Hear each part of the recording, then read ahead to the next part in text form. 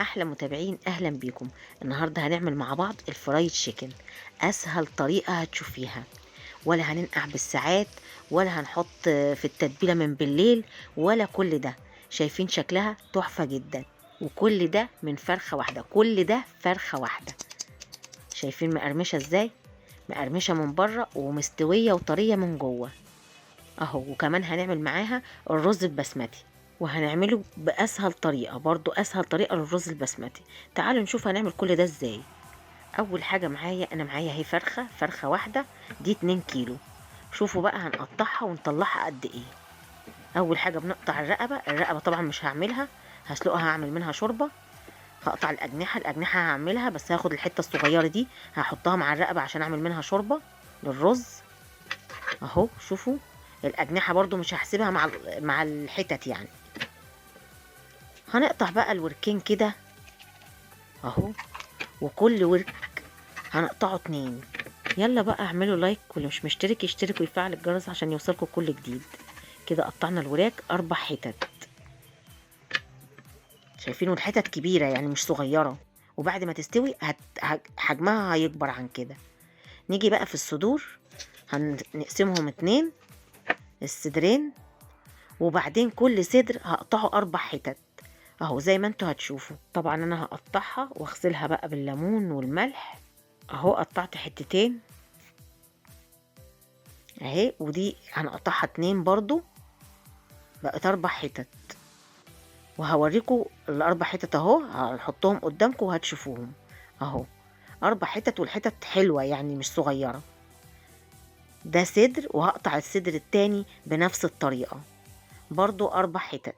شوفوا الفرخة هتعمل معانا كام حتة، وشوفوا لو انت هتشتريهم من مطعم وهتشتري الشكل اللي انت هتعمليه ده هيبقى بكام. نفس الكلام زي ما عملنا الصدر ده، عملنا الصدر ده كده، هيطلعوا معانا 12 حتة. حتى الحتة اللي اتقطعت دي برضو هاخدها وهعملها الحتة الصغيرة دي اهو. 12 حتة غير الجناحين. رصيتهم في صينية زي ما انتوا شايفين، وبتبلهم. معلقة ملح صغيرة، معلقة فلفل اسود،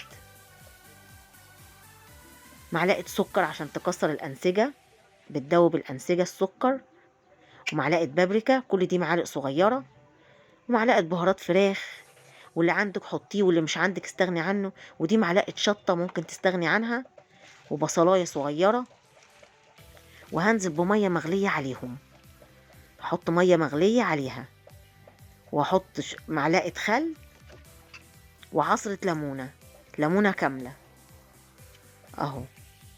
وبغطيها واسيبها بقى لحد ما المية دي تدفى كده، تبقى فترة يعني نص ساعة كده ولا حاجة. على ما تقعد هعمل بقى الرز. بجيب 3 مكعبات زبدة كده صغيرين ومعلقة زيت، واول ما بيسيحوا بنزل ببصلاية صغيرة وبقلبها.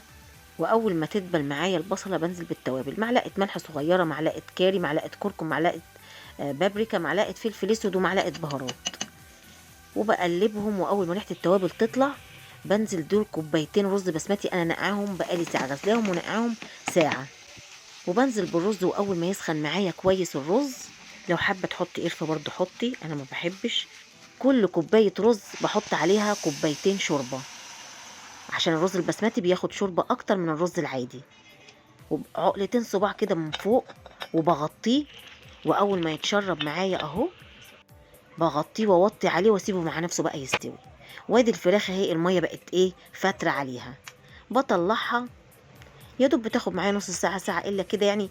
ما بتاخدش كتير يعني، ولا هنسيب بكام ساعة، ولا هنسيب من بالليل. تحس ان الفراخ طريت بس لسه نية، هي بس بتطرى معانا شوية. المية اللي فيها التتبيلة دي بقى باخد منها شوية في بولة اهو. انا هحتاجهم، هتشوفوا هحتاجهم في ايه.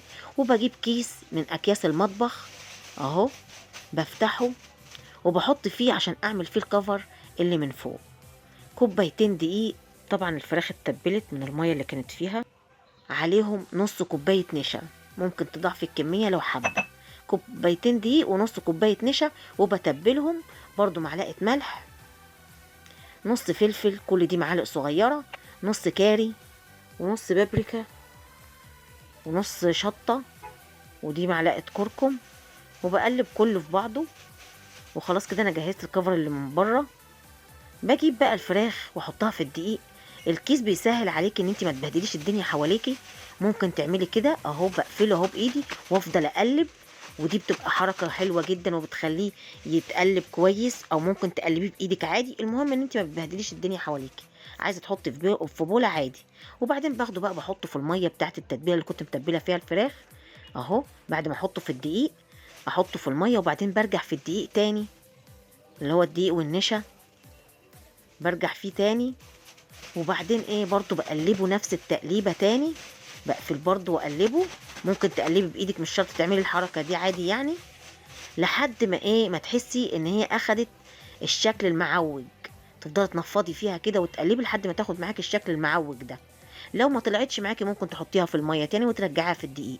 لا، المهم تاخد معاكي الشكل ده عشان تبقى زي بره بالظبط. اهو عملت كده. وهعمل كل الكميه بنفس الطريقه. هعمل كام حته احطهم في الزيت، وبعدين ايه ارجع اكمل. اهو شايفين التعويجه طالعه معانا ازاي؟ اهو تفضلي تنفضي فيها كده وتقلبي وتنفضي لحد ما تطلع معاكي التعويجه كده. اهو انا عملت كام حته، واكون مجهزه الزيت على النار. بحطه بقى في الزيت، زيت غزير شويه اهو. شايفين شكلها والتعويجه عامله ازاي؟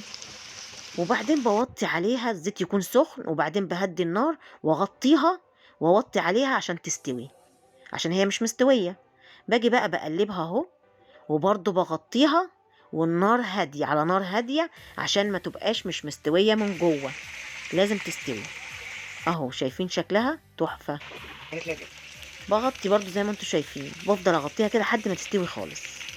شايفين شكلها تحفه. تديها بقى اللون اللي تحبيه زي ما تحبي. هوريكم ازاي هي مقرمشه. بطلعها على مصفى مش على مناديل، عشان خاطر ايه تصفي كل الزيت اللي فيها، ما يبقاش فيها اي زيوت. اهو هعمل برضو كل الكميه كده. انا هوريكم ازاي هي مقرمشه. شايفين مقرمشه جدا ومش شاربه زيت خالص. اهو عملت كل الكميه. حد يصدق ان دي كل ده فرخه واحده؟ حد يصدق ده؟ وشايفين شكلها معوج وجميل ازاي؟ لو هتشتروا الكميه دي من بره، شوفوا بقى هتشتروها بكام. شايفين مقرمشه ازاي؟ ما بتبقاش بالجمال ده. بصوا ده الجناح اهو، بصوا عامل ازاي، بصوا الحته تحس ان هو كبر عامل زي الدبوس. شايفين مقرمشه ازاي وطريه ومستويه من جوه. على فكره انتوا لسه ما عملتوش لايك، وشايفين الشكل قدامكم يستاهل اجمل لايك. هجيب لكم حته اكبر، حته اكبر عشان تشوفوا هي مستويه ازاي. حتى الحتت الكبيره بنحطها في الزيت وبنوطي عليها النار ونغطيها ونسيبها ايه تستوي براحتها. شايفين حتى الحته الكبيره مستويه ازاي من جوه؟ لازم الزيت يكون سخن، تحطيها في زيت سخن وبعدين تهدي النار وتغطيها وتغطي عليها عشان خاطر تستوي. شايفين التعويجه تحفه. شوفوا بقى، يعني لو هتشتروها فعلا من بره هتجيبوها بكام. يا رب تكون عجبتكم وتجربوها، وبالهنا والشفا لكل اللي يجرب. ويا ريت تعملوا لايك، واللي مش مشترك يشترك ويفعل الجرس عشان يوصلكوا كل جديد، واللي جايه احلى بكتير.